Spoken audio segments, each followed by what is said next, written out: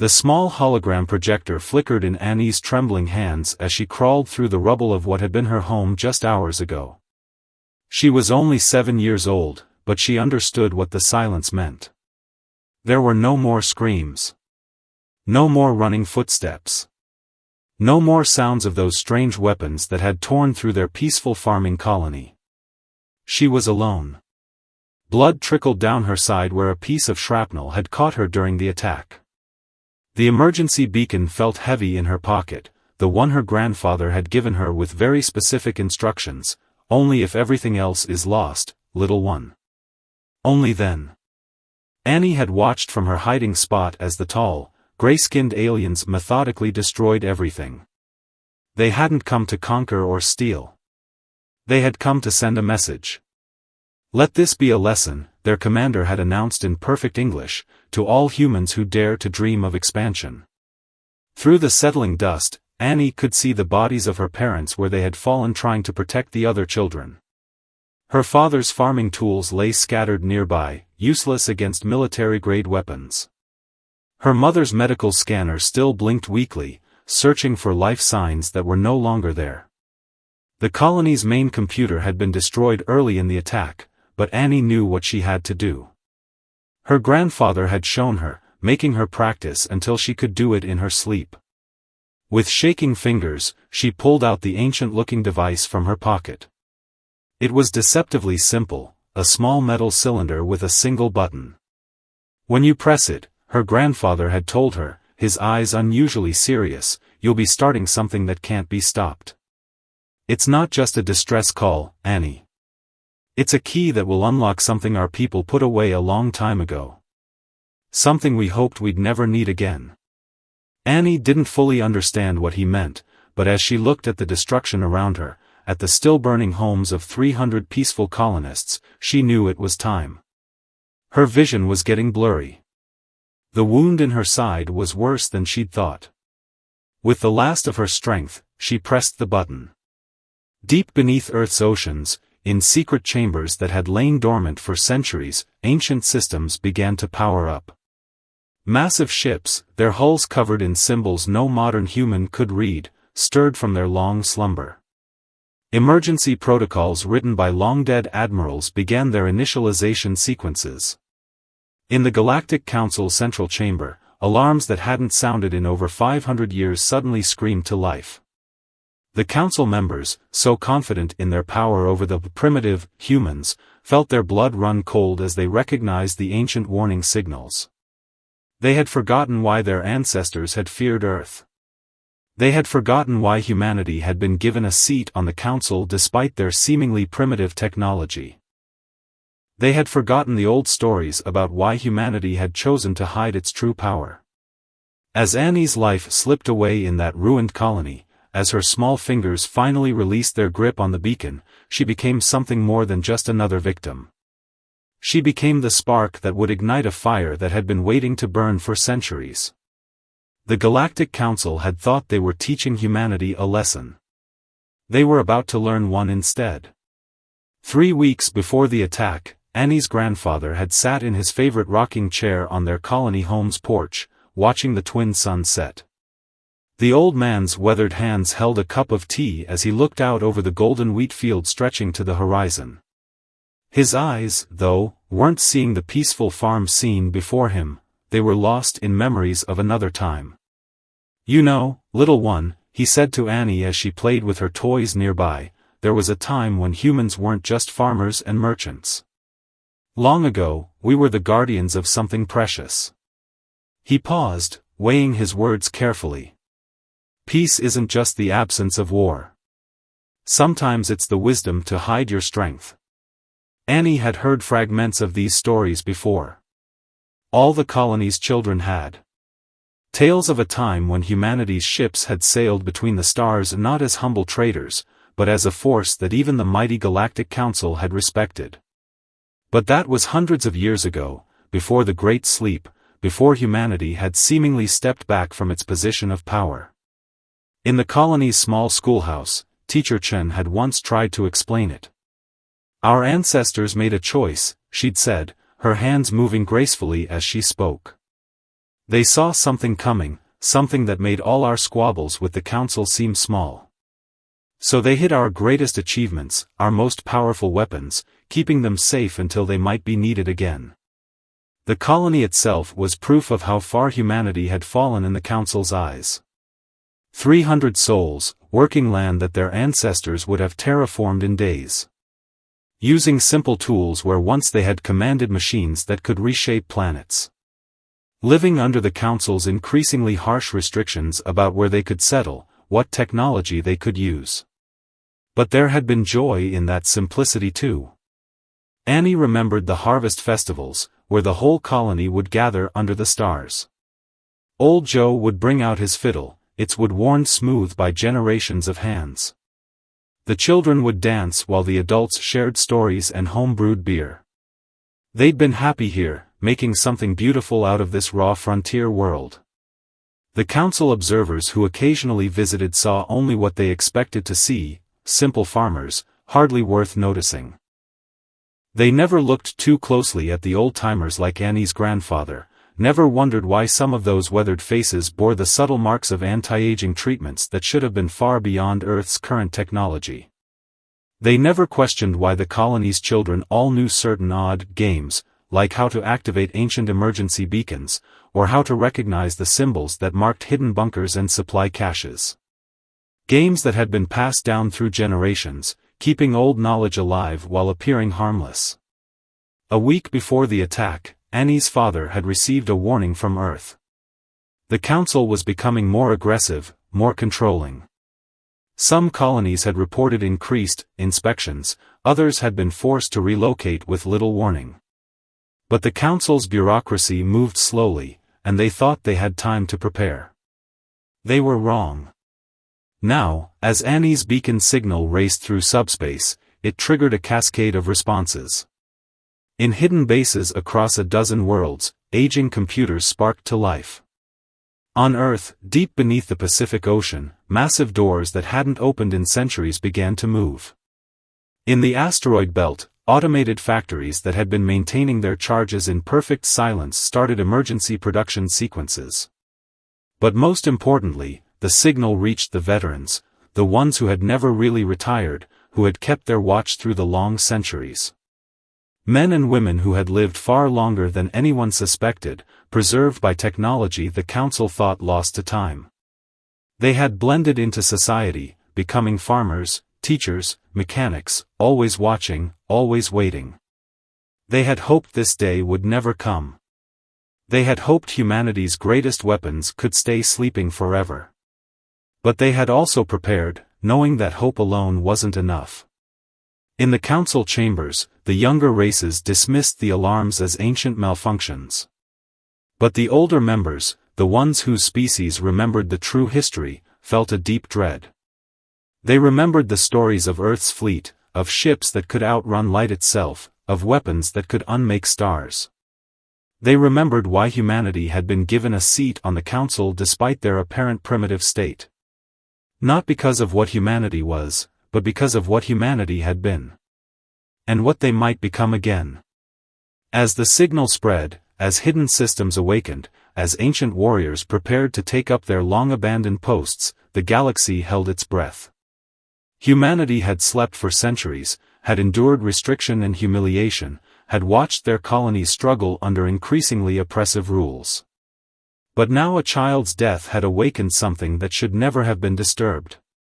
And the galaxy was about to remember why Earth's apparent weakness had never been weakness at all. Old Joe sat in his small fishing boat off the coast of Hawaii, appearing to anyone watching as just another retiree enjoying the morning sun. His weather-beaten hands held a fishing rod while his eyes stayed fixed on the seemingly endless expanse of the Pacific Ocean. But he wasn't looking for fish. He was waiting. The emergency beacon signal had reached Earth 6 hours ago. For the first time in 3 centuries, the call had come. Beneath the waves, something vast was stirring. The first sign was subtle, a change in the water's movement that only someone who had spent decades watching for it would notice.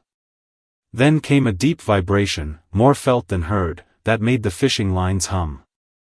Old Joe smiled, his wrinkled face transforming as years seemed to fall away. He reached for the communicator hidden in his tackle box, not the simple civilian model he usually carried, but something far older and more sophisticated. "The Lazarus Protocol is active," he said quietly. All watchers acknowledge. Around the world, similar responses came in. From mountain cabins, desert outposts, and Arctic research stations, the watchers, those who had kept their vigil through the long centuries, reported in. Deep beneath the Pacific, massive hangar doors that had been disguised as natural trenches began to open. Seawater rushed into newly created spaces as ancient pumping systems activated. In compartments that had remained dry for centuries, lights flickered on, illuminating rows of ships that dwarfed anything currently known to the Galactic Council. The flagship, Memory of Earth, was the first to show signs of life. Its hull, covered in symbols that told the story of humanity's hidden history, began to glow with a soft blue light. Inside, automated systems began their wake-up sequences, checking systems that had been maintained in perfect stasis for 300 years. On the Galactic Council's central world, alarms continued to sound. The Council's High Administrator, a tall, gray-skinned being named Vorketh, stared at the reports with growing concern. "These energy signatures," he said to his advisors, "they match the legends. The old stories about Earth's hidden fleet." "Impossible," one of the younger council members scoffed.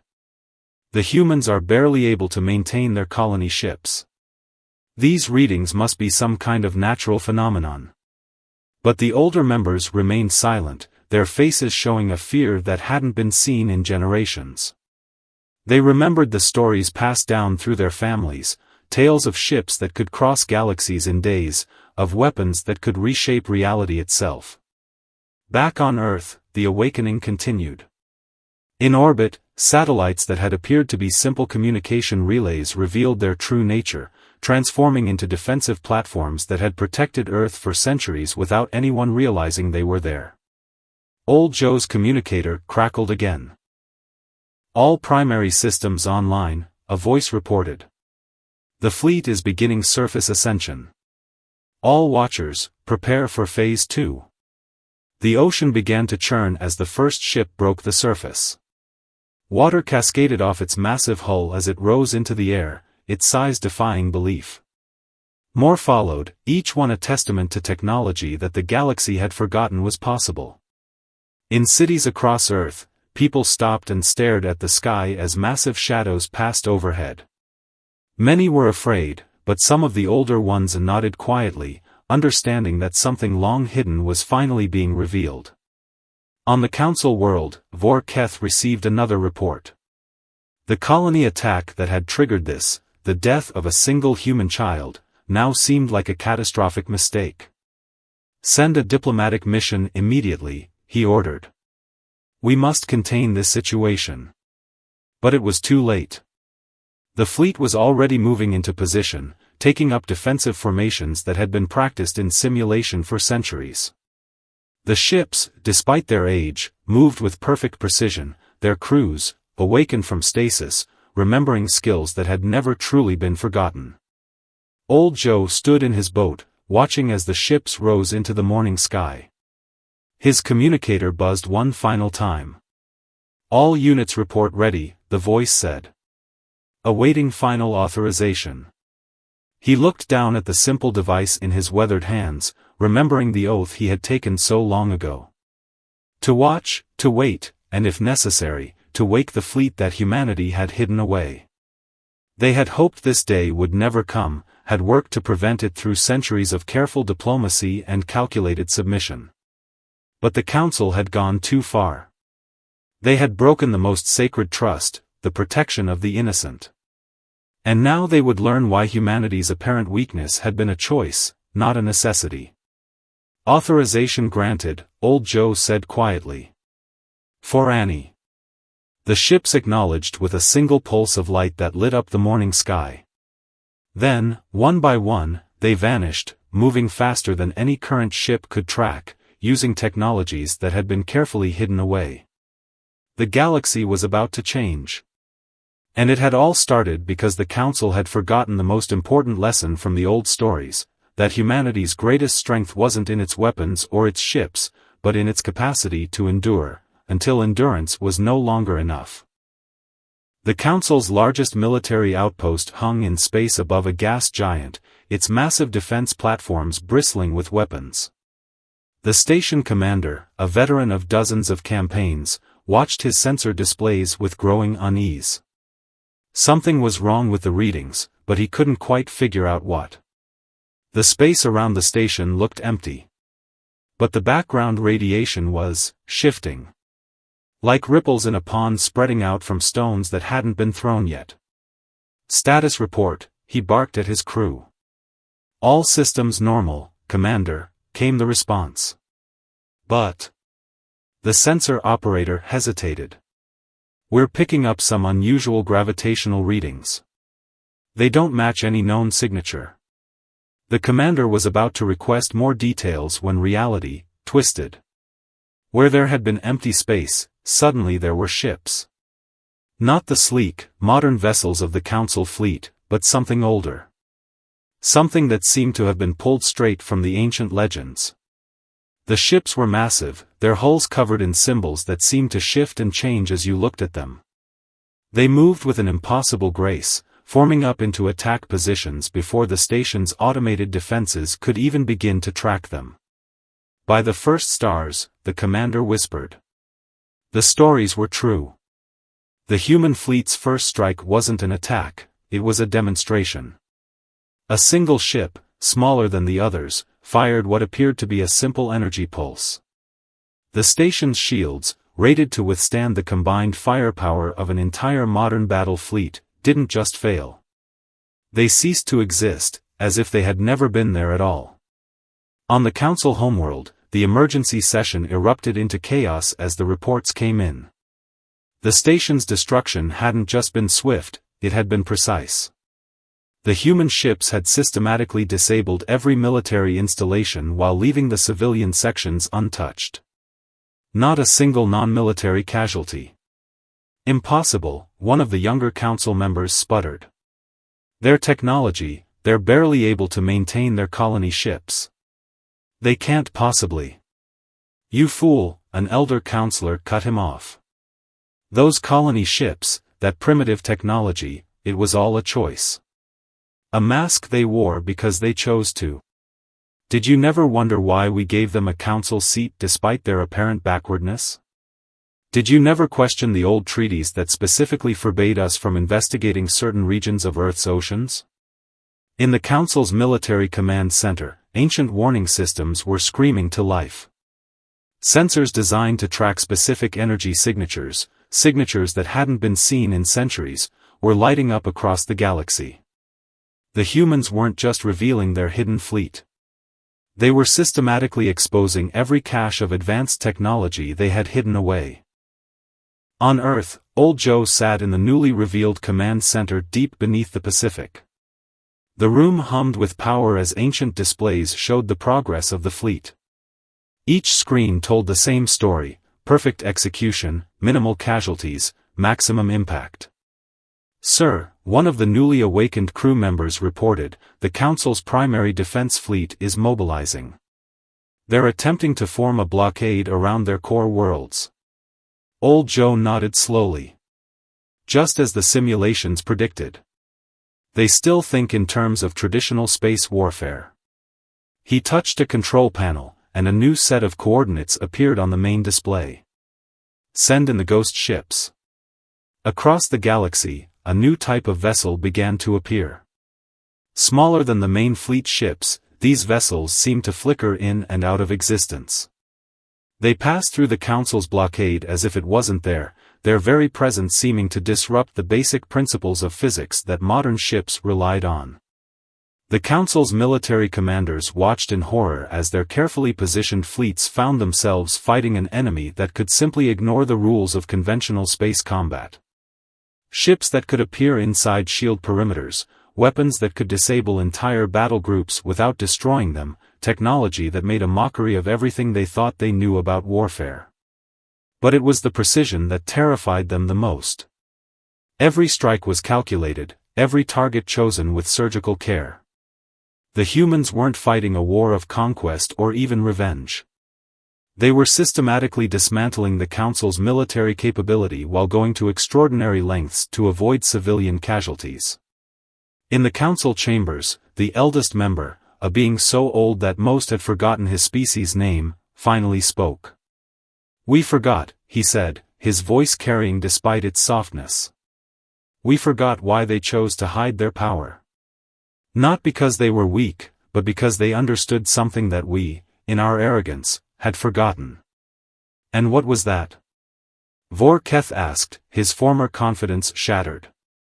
"That true strength lies not in the ability to destroy, but in the wisdom to hold back. They could have crushed us centuries ago. Instead, they chose to watch and wait, hoping we would learn. And now, because we failed to understand that lesson, because we killed an innocent child, they will teach it to us again." The human fleet continued its advance, each strike more precise than the last. They weren't just winning a war, they were rewriting the galaxy's understanding of what was possible. And they were doing it with a level of control that showed just how long they had prepared for this moment. The galaxy was changing, and at its heart was a truth that the Council was only now beginning to grasp: humanity's greatest weapon had never been their advanced technology. It had been their patience, and that patience had finally run out. "All this time," he whispered, "we thought we were containing them. But they were protecting us, even as we tried to restrict them." In the Council chambers, more of the truth was emerging. The gradual restrictions on human colonies, the increasing controls on their technology, it had all been based on a deliberate misreading of the ancient treaties. Younger Council members, hungry for power, had slowly twisted the agreements that were meant to help humanity maintain their secret vigil. "We broke faith with them," the eldest Council member said sadly. "The treaties were meant to protect their secret, to give them the isolation they needed to maintain their watch. Instead, we used them to slowly strangle humanity's growth, seeing their chosen silence as weakness." On Earth, in the Deep Sea Command Center, Old Joe watched as understanding spread across the galaxy. The humans had never wanted to reveal their true nature. They had been content to play their role as silent guardians, to watch their children and grandchildren live simple lives while maintaining the ancient technologies in secret. But the Council's aggression had forced their hand. The death of a single child had been the final straw, not just because of the tragedy itself, but because of where the attack had taken place. That simple farming colony had been built above one of the key nodes in the prison's containment grid. "Send the final transmission," Old Joe ordered. "Show them what their attack almost awakened." Across Council space, screens filled with sensor readings from the moment of the colony's destruction. In the background of the normal explosion signatures, there was something else, a ripple in spacetime, a weakening in the walls of reality. For just a moment, something vast and dark had stirred in its prison, drawn by the disturbance. The galaxy was about to learn that humanity's choice to hide had never been about fear. It had been about responsibility. And now that the truth was known, nothing would ever be the same. The Council chamber erupted into chaos as Security Chief Dax Vren's personal logs played on the main display. His cold voice filled the room: the colony attack was necessary. If we allow the humans to maintain these hidden installations, they'll eventually reclaim their power. Better to force their hand now, while we still hold the advantage. The recording showed what the security chief had known all along, that the farming colony had been specifically targeted because scans had detected unusual energy readings beneath its surface. He had known about humanity's secret role, had understood what they were protecting, and had chosen to attack anyway. "Arrest him," shouted one of the council members, rising from their seat. He knowingly risked awakening the Ancient Ones. But Dax Vren was already moving, his personal guard forming up around him. "You're all fools," he snarled. "Cowering in fear of legends while humans hold the real power. They've kept us weak, dependent on their secret protection." The chamber split into chaos as council members took sides. Some supported Vren's view that humanity needed to be controlled. Others were horrified by the deliberate attack on a site they now knew was crucial to containing an ancient evil. In orbit above the Council homeworld, Old Joe received the reports of the growing civil conflict. Just as the simulations predicted, he murmured. Fear and pride are tearing them apart. The human fleet held position, their presence both a warning and a promise. They could have ended the conflict in moments, but that wasn't their way. The Council needed to choose its own path forward. On a dozen Council worlds, the debate raged. The younger races, those who had grown up seeing humanity as primitive, struggled to accept the truth. The older races, who remembered the ancient stories, were already pledging their support to Earth.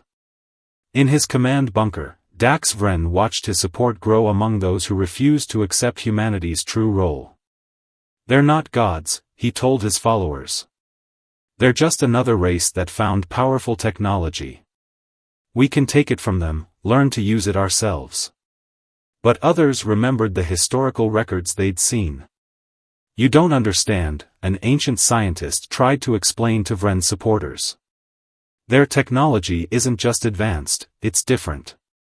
They don't just use the laws of physics, they understand them in ways we can't grasp. That's why they were able to build the prison, to contain beings that existed partly outside our reality. The debate was interrupted by new alarms.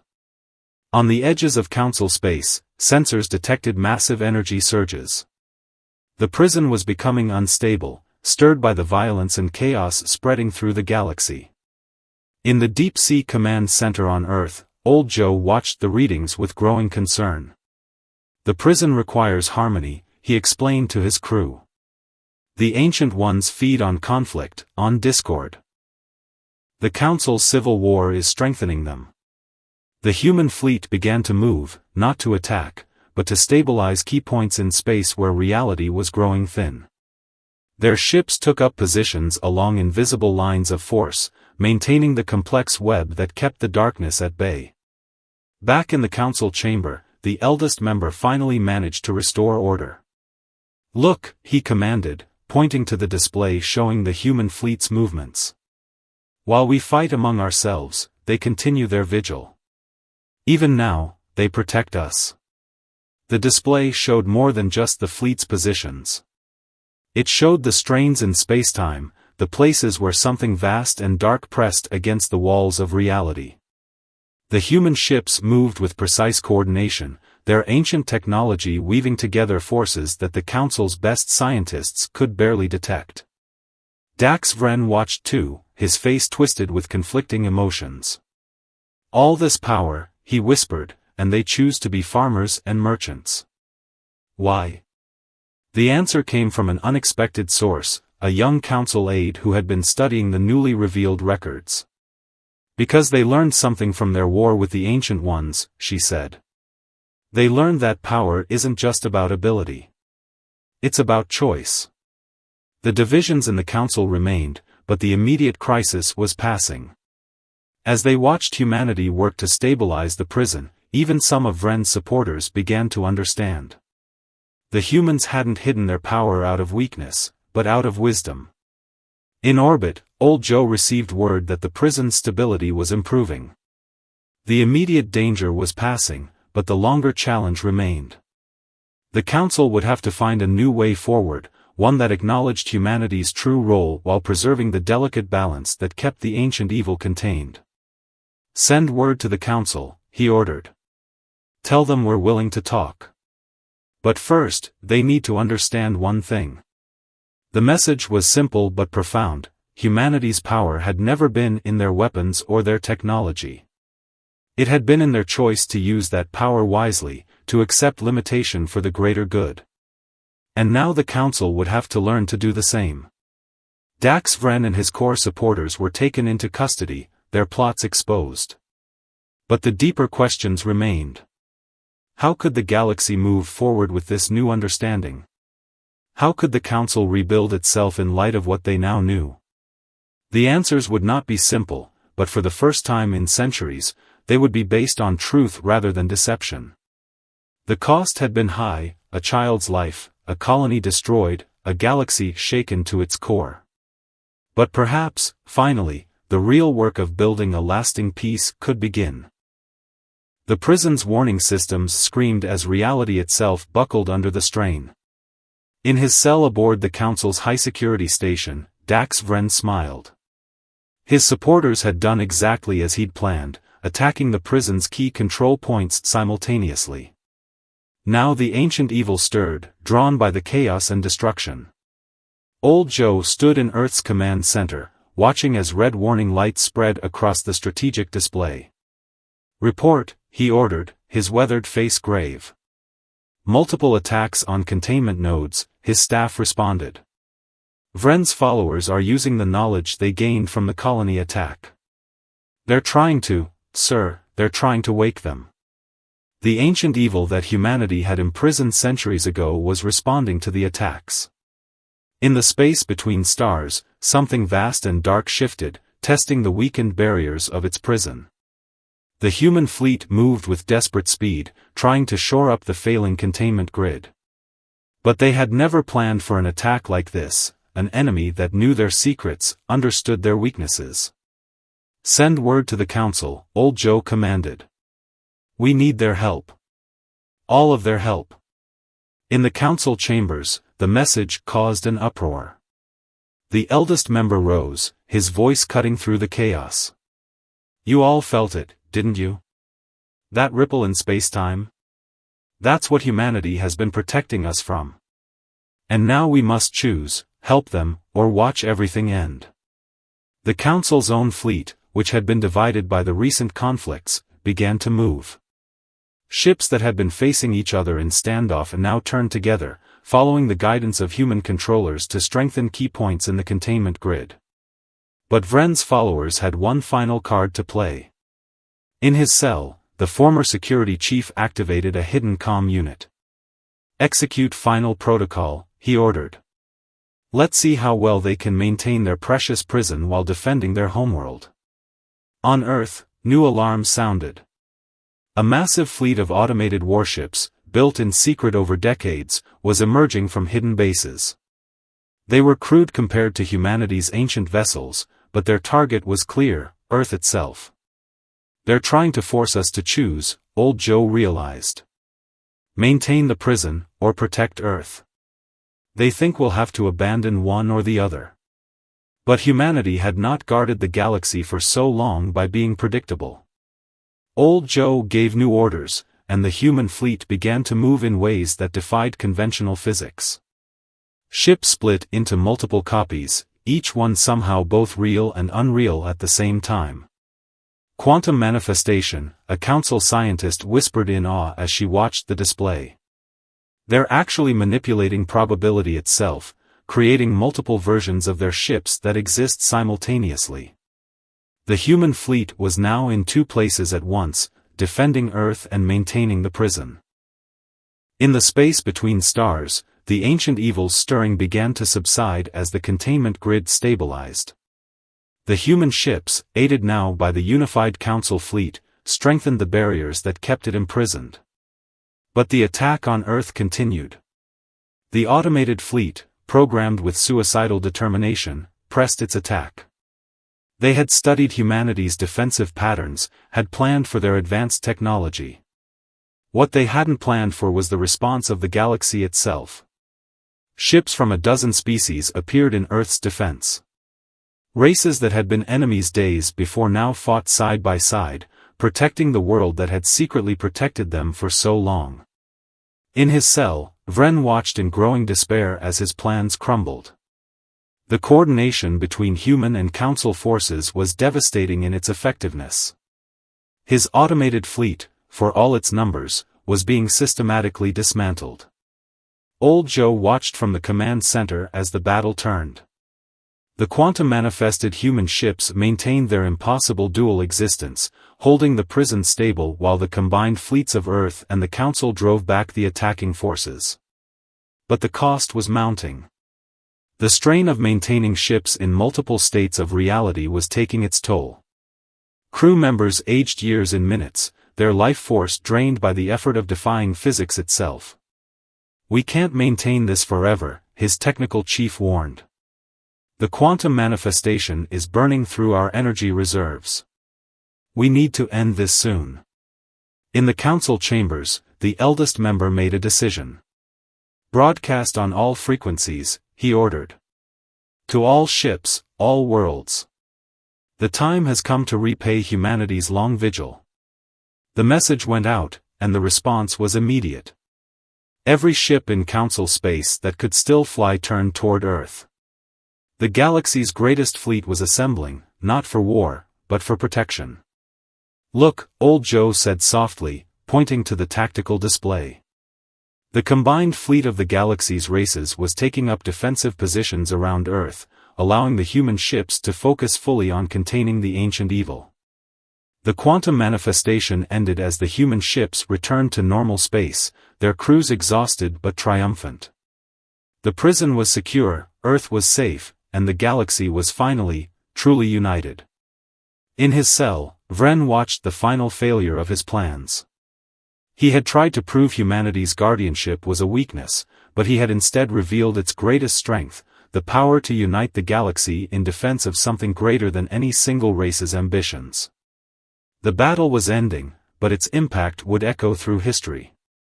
The galaxy had changed forever, awakened to both the danger that lurked in the dark between stars, and the price of the protection they had so long taken for granted. The council homeworld's sky blazed with the light of 1,000 ships. Old Joe stood on the bridge of the memory of Earth, watching as the combined fleets of humanity in the council faced their final test. In his holding cell, Dax Vren had revealed one last, terrible truth: he hadn't just been trying to wake the ancient evil. He had already made contact with it. Energy readings are off the scale, reported the science officer, her voice tight with tension. The prison walls are failing. Whatever Vren did, it's working. They're getting through. In the space beyond the fleet, reality began to tear. It started as a small dark spot, like an ink stain on fabric. But it grew, spreading outward in patterns that hurt the eyes to look at. Something was pushing through from the other side. The eldest council member, now aboard the flagship with old Joe, watched with growing horror. Just like the old records described, he whispered. The void that devours light itself. Old Joe nodded grimly. Now you understand why we built the prison. Why we hid our power. These things, they're drawn to advanced technology, to civilizations that reach too far too fast. We learned that lesson the hard way. The first of the ancient ones emerged from the tear in space. It was massive, its form constantly shifting between shapes that shouldn't have been possible. Where it passed, stars dimmed and space itself seemed to cringe away. All ships, battle formation, old Joe commanded. The human fleet moved into position, their ancient weapons powering up. The council ships fell in behind them, following patterns practiced in countless simulations over the past few days. But Vren had one final surprise. As the fleets engaged the Ancient One, alarms blared throughout the prison system. More tiers were opening, more of the entities breaking free. He hadn't contacted just one, he had warned them all. Multiple breaches detected, the tactical officer reported. The prison can't hold. The whole system is collapsing. Old Joe looked at the tactical display, at the dozens of tiers opening across space, at the ancient horrors beginning to emerge. Then he looked at the eldest council member. There's only one way to stop this, he said quietly. The same way we stopped them last time. But the cost. The elder's eyes widened as he understood. The Great Sleep, he said. The records spoke of it. Your ships, your technology, they're not just weapons. They're keys. Old Joe nodded. Keys to a lock that needs to be reset. We can rebuild the prison, make it stronger than before. But it requires a sacrifice. The same sacrifice we made centuries ago. Around them, the battle raged. Human ships unleashed weapons that bent probability itself, while Council vessels provided support with technologies that would have been considered mythical days ago. But against the Ancient Ones, even this wasn't enough. "How many?" the elder asked. "How many of your people will it cost?" "All of us," Old Joe replied simply. "Everyone who knows the old ways, who remembers the true history. We'll have to go into stasis again, become the living locks of the prison. Our consciousness, our very life force, woven into the barriers that hold them back." The elder stared at him. "But this time we know the truth. We can help maintain the prison, share the burden." Old Joe smiled sadly. "No. Your races aren't ready. The knowledge itself is dangerous, it draws their attention. That's why we hid it before. But this time..." He looked at the tactical display, at the United Fleets fighting together. "This time will be different. Because this time, you understand why. The decision was made. Throughout the human fleet, ancient protocols were activated. The ships began to move into a complex pattern, forming a massive geometric shape around the tears in space. "All Council ships, fall back," Old Joe ordered. "What comes next? You don't want to be too close." The Council fleet retreated to a safe distance, watching in awe as the human ships began to glow with an inner light. Energy patterns spread between them, forming a web of pure force that began to push the Ancient Ones back into their dimension. But this time, something was different. As the human crews prepared to sacrifice themselves to power the prison, volunteers from the Council fleet began to signal. They wouldn't let humanity bear this burden alone, not again. "We can't let you participate directly," Old Joe explained to the volunteers.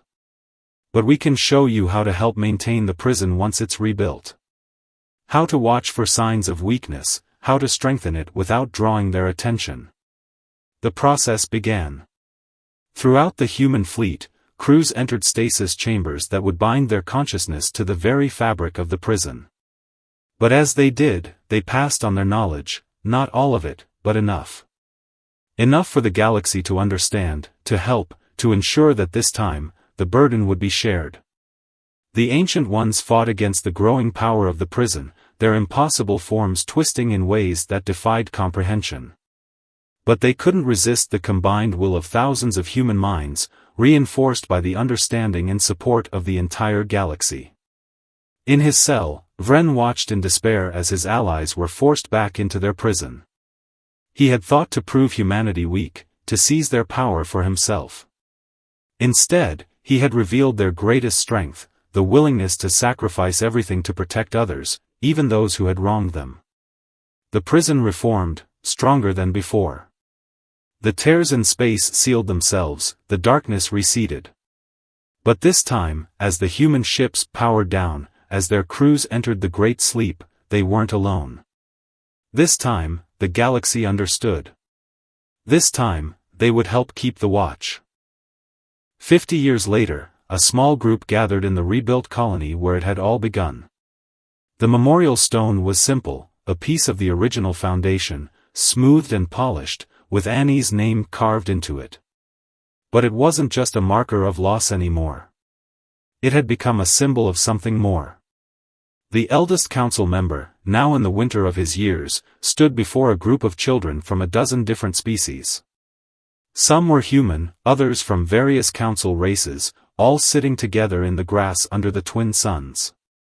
"This is where it began," he told them, his voice carrying despite its softness. "With one child, whose death taught us all what true strength means." The colony had been rebuilt, but not just as a farming community.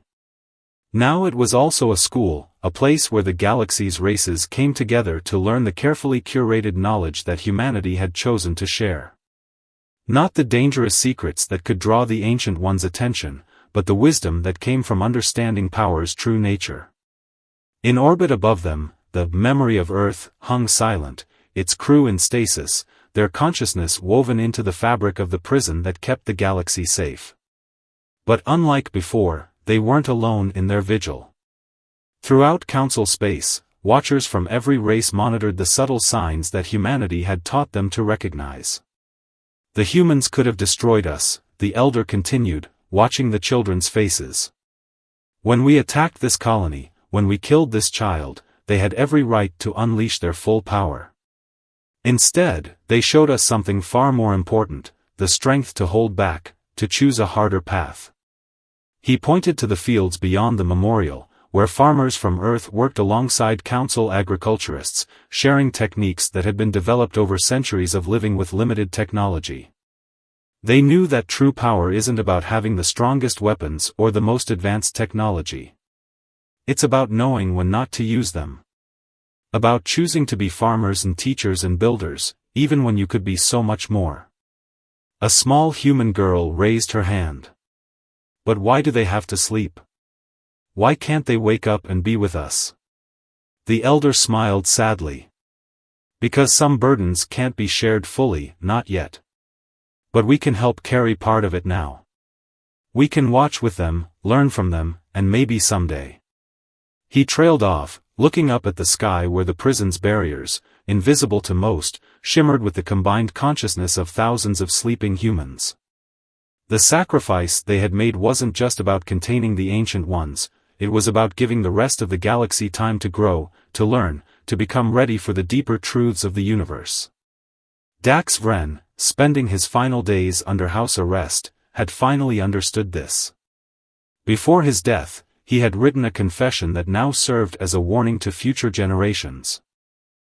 He had thought humanity's restraint was weakness, their hidden power a threat. Instead, he had discovered that their greatest strength lay in their choice to limit themselves for the good of all. The Council itself had been transformed.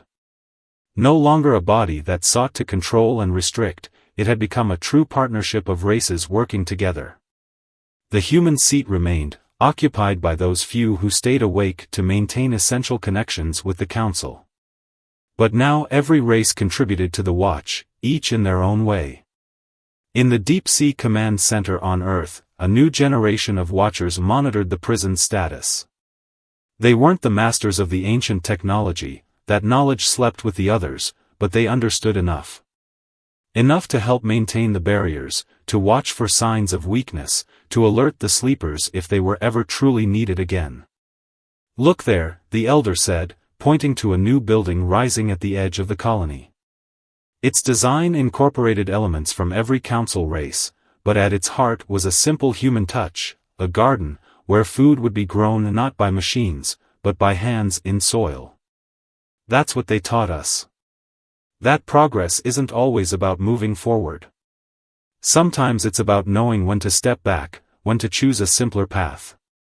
They could have built mighty cities with their technology. Instead, they chose to teach us how to grow food, how to build communities, how to live in harmony with the universe rather than trying to control it. The children listened, their young faces serious as they absorbed the lesson. Above them, the twin suns began to set, casting long shadows across the memorial stone. And so we remember Annie, the elder concluded. Not just as the child whose death changed the galaxy, but as a symbol of what we learned. That true strength lies not in the ability to destroy, but in the wisdom to protect. Not in the power to dominate, but in the choice to serve. The gathering ended as it always did, with the children placing small flowers around the memorial stone. Each bloom was different, brought from worlds across the galaxy, yet they came together to form something beautiful. Just as the galaxy's races had finally learned to do. As darkness fell, the stars began to appear. Somewhere out there, in the space between them, humanity's greatest warriors slept, their consciousness standing guard against horrors the galaxy was not yet ready to face. But they no longer stood guard alone. The galaxy had finally learned what humanity had known all along, that the greatest power lies not in the strength to conquer, but in the wisdom to protect, to nurture, to grow. And in that knowledge, a new age had begun.